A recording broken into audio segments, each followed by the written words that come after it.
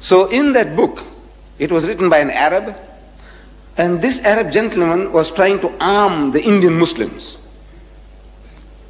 who were at that time at the receiving end of a Christian assault in India. You see, India was in the hands of the Muslims. They were ruling it. They ruled it almost 1,000 years. And the British came with the superior gun power, and they snatched power, dominion, rule out of our hands. And they felt, and they thought rightly, that if at any time anybody would give them trouble, it will be the Muslims, because they had tasted power, tasted dominion, tasted rule, and once you have tasted it, you aspire to get it once more back again. So he said, if we can convert these people, if we can make them to turn the other cheek, we can rule India for 1,000 years. So they started pouring in the missionaries, like frogs in the rainy season, into India.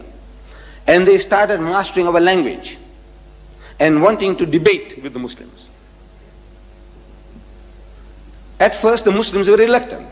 These are our rulers now. They have conquered us. And if we debate with them, they might put us in jail, rob an island, something like that. So he says, man, leave it out. But now, since they started learning our language and challenging us in our mother tongue, the Muslims were forced to accept the challenge. And Maulana Abdul Aziz of Delhi, this is I'm reading in the book, which made everything interesting to me, which brought me here. That Maulana Abdul Aziz of Delhi, he was forced to accept the challenge. It was a certain reverend founder who was the head of that movement, missionary movement. And according to the appointed time and date, the debate started. The reverend started the debate with requesting the Maulana. Maulana means our Shaykh or Imam in our language, you see, in the language of the Indian Muslim. He said, Maulana Sahib, telling him in Urdu, sir, respected Maulana, get started. Start the ball rolling.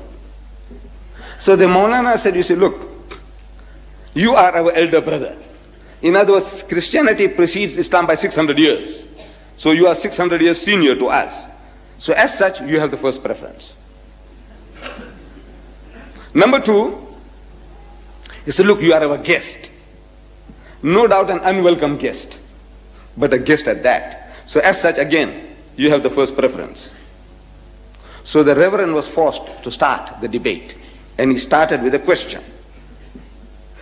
He says, Maulana Sahib, speaking in Urdu, Maulana Sahib, where is your Prophet Muhammad now? So the Maulana, after a pause, he replied that he is in Jannatul Firdaus, in heaven, blessed heaven with God Almighty. Out of that answer came the second question. He said, all right, tell me now, where was he when his grandson Hussein was martyred at Karbala? So the Maulana again thought for a moment, and he again replied, he was still in Jannatul Firdaus, in blessed heaven with God Almighty. Out of that answer came the third question. I'm reading this in the book. He said, all right, now Maulana Sahib, look, if your Muhammad was with his Allah, as you say, and while his grandson was being butchered, Shaheed, at Karbala, didn't he ask his Allah for help? He said, look, my grandson is being butchered, please, have mercy on him, save him. So there was a long pause.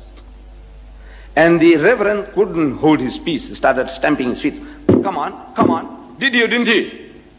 Didn't he ask his Allah for help?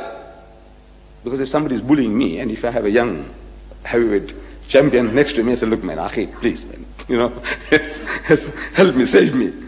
So didn't he ask his Allah for help? So after a long pause, the Maulana said, yes, he did. He did. So what did he say? We know he wasn't saved. What did Allah say?